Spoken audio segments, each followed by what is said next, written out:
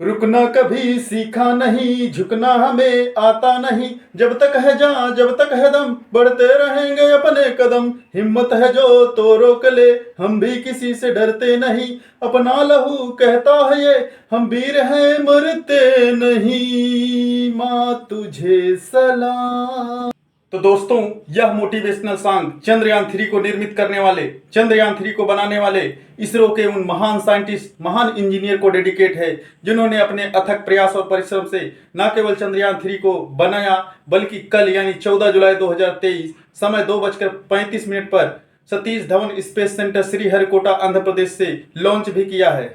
दोस्तों, इस बार मुझे पूरी उम्मीद है कि चंद्रयान 3 न केवल चंद्रमा की सतह पर पहुंचेगा, बल्कि उसका रोवर वहां पर उतरकर पूरे संसार में, पूरे विश्व में भारत का परचम लहराएगा, भारत का नाम रोशन करेगा। तो बच्चों, इसी मोटिवेशन के साथ आइए आज की वीडियो स्टार्ट करते हैं। हम हैं सत्येंद्र श्रीवास्तव और आप देख रहे हैं सत्येंद्र सर मैथ्स का यह यूट्यूब चैनल। बच्चों, आज की वीडियो में हम मैथ पढ़ने वाले हैं। हम लोगों ने पिछली वीडियोज में पॉलिनोमियल्स यानी बहुपद कवर कर लिया है, और आज की वीडियो में हम चैप्टर नंबर 3 यानी दो चरों वाले रैखिक समीकरण युग्म पढ़ने वाले हैं। ठीक है बच्चों, तो आइए आज की वीडियो शुरू करते हैं। और ये वीडियो आपका इंट्रोडक्शन क्लास के रूप में होगी, यानी यह परिचय कराएगी, और अगली वीडियो से हम प्रश्नावली स्टार्ट करेंगे। तो आइए परिचय कर लेते हैं। तो बच्चों, दो चर वाले रैखिक समीकरण युग्म बोले तो pair of linear equation in two variables. कितने वेरिएबल्स हैं? Two variables. ठीक है, आप इधर जरा समझिए। यहां पे मैंने एक लिखा है इक्वेशन, एक समीकरण इधर लिख दिया है। इसमें कितने चर हैं? चरों की संख्या देखो जरा। चर एक हैं। ठीक है बच्चों, चर एक है, मतलब यह वन वेरिएबल वाला रैखिक समीकरण है। और रैखिक समीकरण आपको पता है ना, बहुपद में बताए थे कि ऐसा बहुपद जिसकी घात क्या हो? एक हो, उसे रैखिक समीकरण कहते हैं। तो एक चर वाला रैखिक समीकरण ए है, और इसमें अगर दो चर वाला बनाना है तो हम लिख देंगे 2x + 3 और यहाँ पे y बराबर 0। अब यहाँ पे देख रहे हो, यहाँ पे x भी आ गया, y भी, यानी यह टू वेरिएबल वाला रैखिक समीकरण है। और इसका स्टैंडर्ड फॉर्म क्या है, यानी यह निरूपित कैसे किया जाता है? तो आप ये लोग याद रखना, a1x + b1y + c1 = 0, a2x + b2y + c2 = 0। जैसे मैं यहाँ पे एक समीकरण लिखता हूँ, 2x + 5y + 3 = 0 and 6x + 7y + 9 = 0। ठीक है प्यारे बच्चों, ये क्या है? ये टू वेरिएबल वाला इक्वेशन है, टू वेरिएबल वाला इक्वेशन है। ठीक है, और वो स्टैंडर्ड फॉर्म है इसका। ठीक है, दो चरों वाले रैखिक समीकरण युग्म का, युग्म मतलब पेयर, तो एक ये हो गया, ये क्या हो गया? पेयर का मतलब जोड़ा, मतलब दो होने चाहिए। तो आप यहाँ दो को समझिए क्या है, ये a1 है, और यहाँ 5 क्या है? तो b1 है। c1 की वैल्यू क्या है? 3। इसी तरीके से a2 क्या है? 6, b2 क्या है? 7 और c2 क्या है? 9। ठीक है बच्चों, अब दो चरों वाले रैखिक समीकरण को जो दो चरों वाले रैखिक समीकरण है, उसको हल करने के कितनी विधियों से उसको हल किया जाता है, आइए उसको समझते हैं।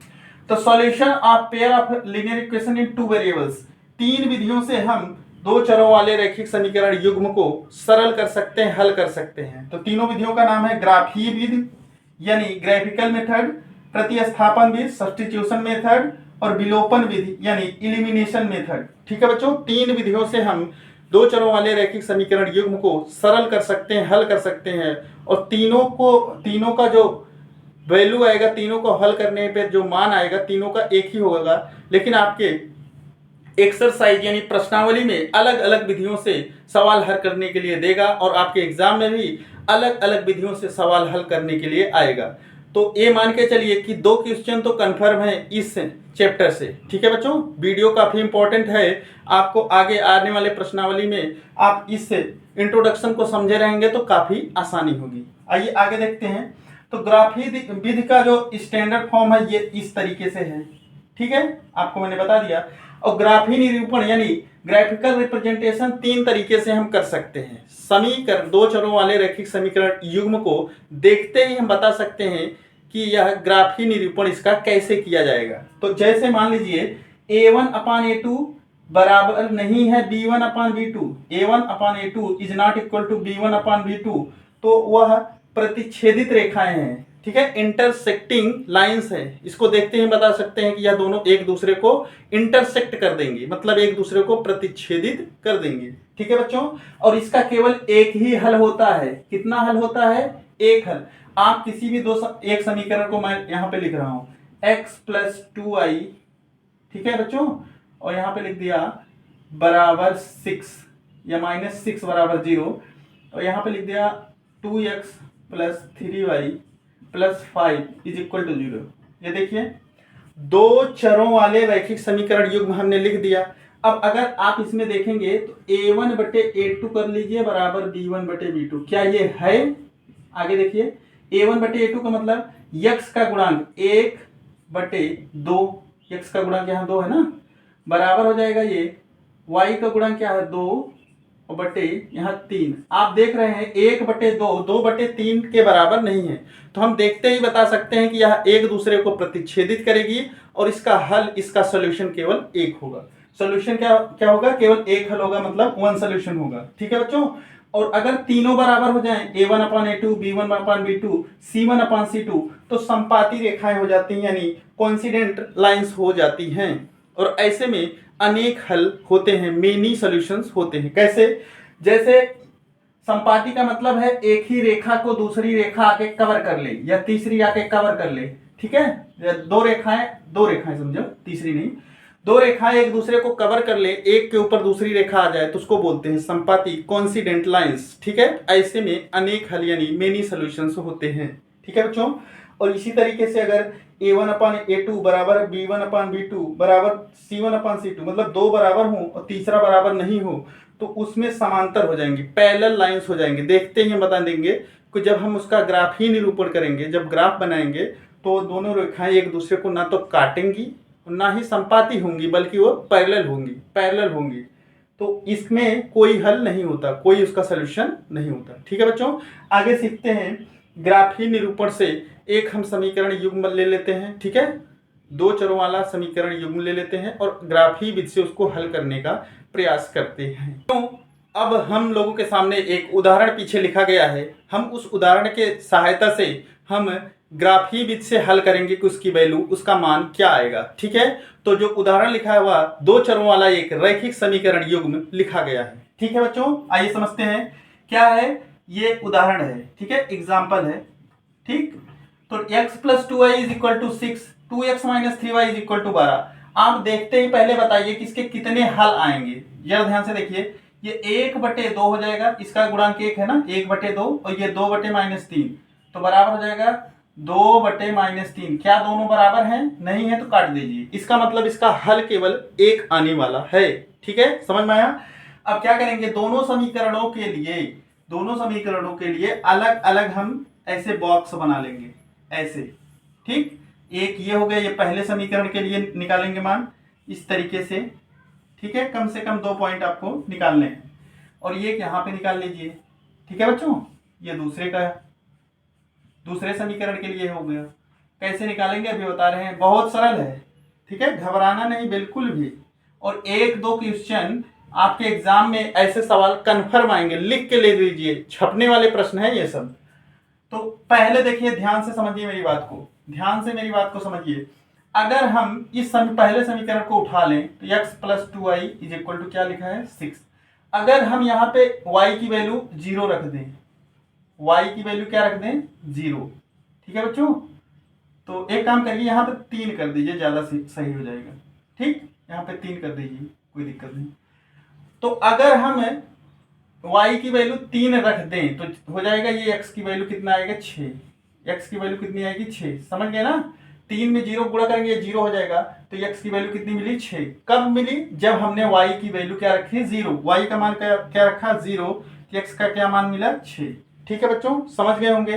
अब आगे आइए, अगर हम x की वैल्यू 0 रख दें, x की वैल्यू 0 रख देंगे तो क्या मिलेगा 0 प्लस 3y बराबर 6, और यहाँ से 3y बराबर 6 हो जाएगा, y बराबर हो जाएगा 6/3, 3 2 जा 6, मतलब 3 दूनी 6। y का मान क्या मिला 2।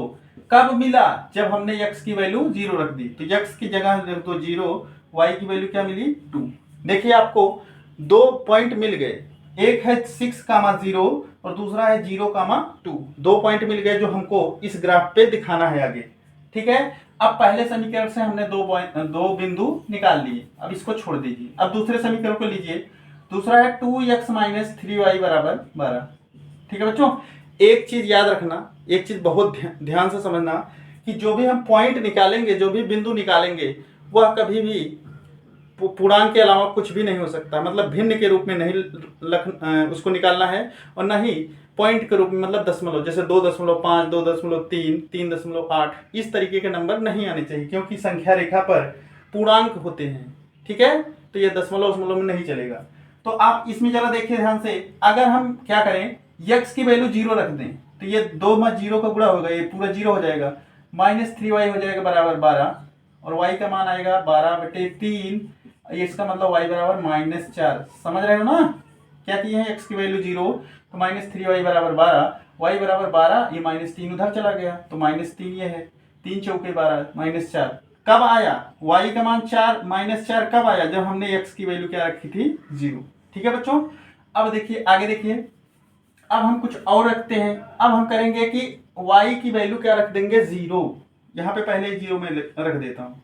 जब y की वैल्यू 0 रखोगे, ये 0 बन जाएगा, क्योंकि यहाँ 0 करोगे, ये पूरा 0 हो गया, बराबर 12 हो जाएगा, और 2x बराबर क्या हो जाएगा, 12, और x बराबर 12/2, 2 6 जा 12, x की वैल्यू कितनी आई, 6। ठीक है, x की वैल्यू कितनी आई, 6।